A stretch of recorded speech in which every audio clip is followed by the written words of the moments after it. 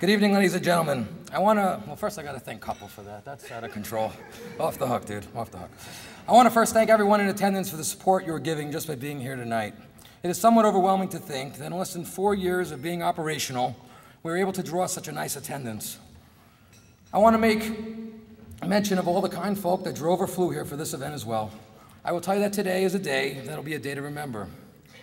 I want to thank all the people behind the scenes that have made tonight's event as special as it is. You should know of all the effort both the staff at the Torah Center as well as volunteers and paid help put into all of our events, not just tonight, for them to be successes and for them to be as professionally done as they are. I want to make special mention to my partner, Michael Blisco, who told me that I shouldn't make mention of him.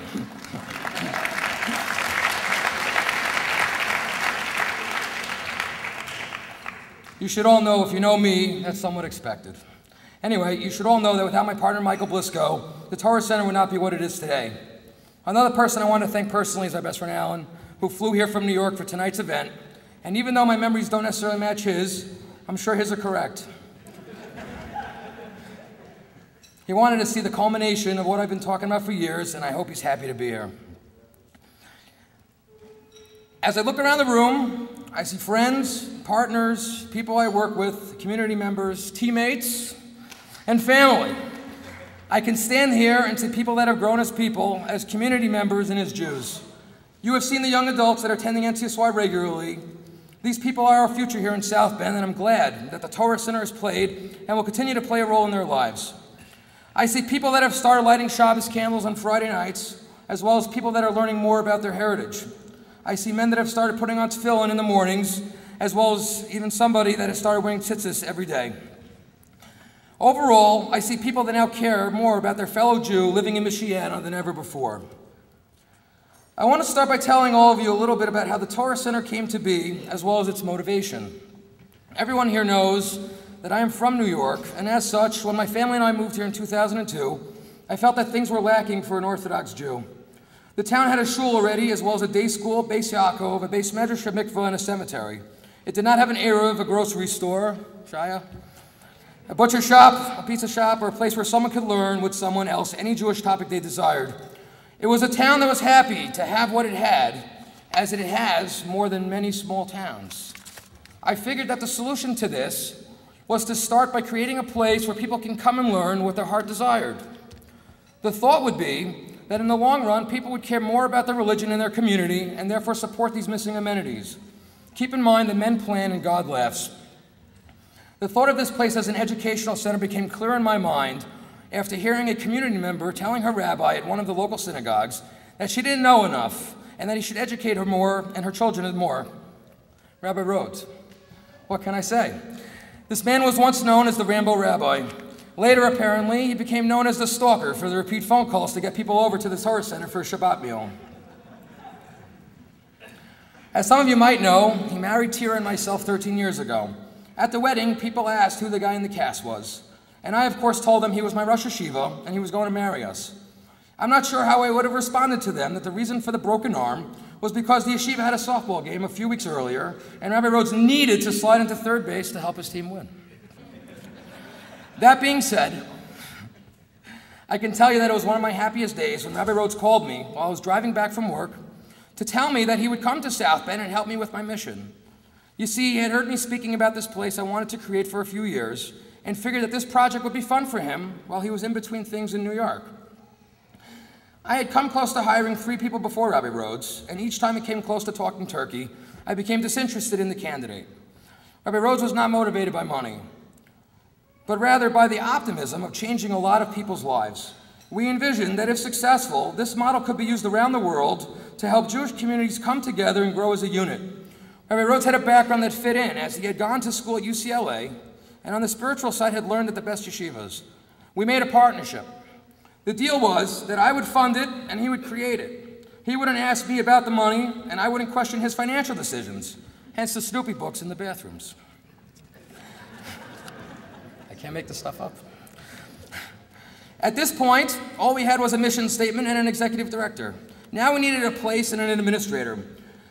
The administrator job was a very easy decision, as Rabbi Lindell had been with me on this mission at the onset and sat in at a few meetings with a few community members when the thought was only a thought. The place was more difficult.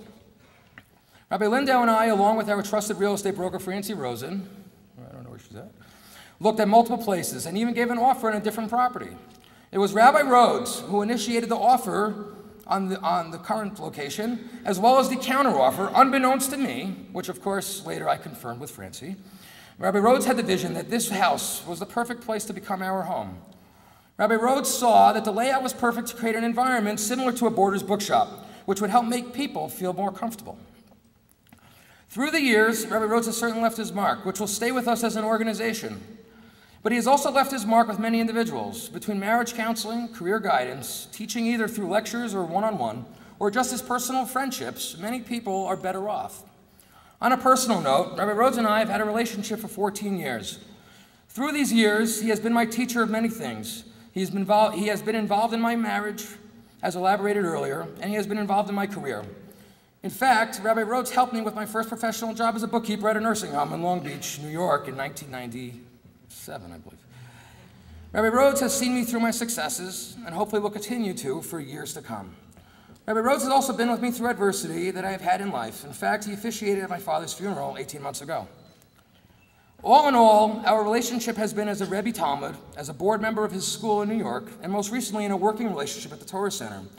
From these facets of our relationship, we have developed a closeness that I appreciate and hope continue for years to come. I was recently watching an interview of a Hall of Fame athlete. The quote that I heard the man say was a response to the question of how do you want to be remembered? He responded that good or bad, he will be happy to have just been remembered. I understand this to mean that people might be a fan or not of someone or something, but simply from the fact of being remembered, that person must have made some form of impact. I believe that Rabbi Rhodes will forever be remembered and associated with the Torah Center. He will be remembered and missed by the staff that have learned from him and took guidance from him, as well as all the different people whose lives have been touched by him. The question I often ask myself is, when the history books are opened in future generations, will Rabbi Rhodes and the Torah Center be the hero or the goat? I wrote this myself.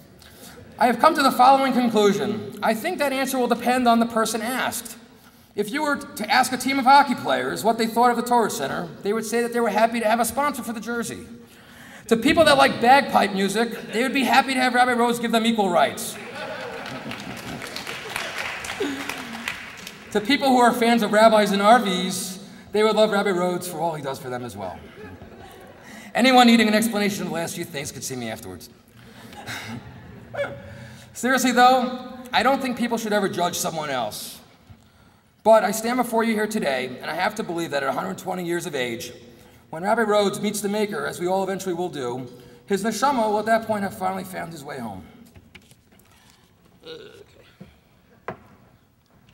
Fancy schmancy plaque. I want to call Rabbi Rhodes up to the stage. I'm going to read this plaque that we had made for him that we hope will be kept in a prominent location in his home in Far Rockaway. Definitely. How do you like it? They're gorgeous. All right. This award of appreciation is presented to Rabbi David Rhodes, who with great foresight took a thought and made it the Midwest Torah Center as its executive director from inception, August 2006 to June 2010. With love, the Midwest Torah Center family.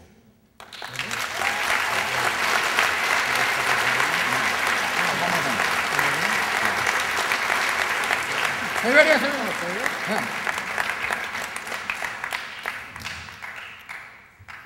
I also want to present to you, Rabbi Rhodes from here is going to be leaving, starting a new school in Far Rockaway? Inwood, New York. So my wife and I, we got you as a... It's all part of the humor of tonight's event. Okay. Whoa.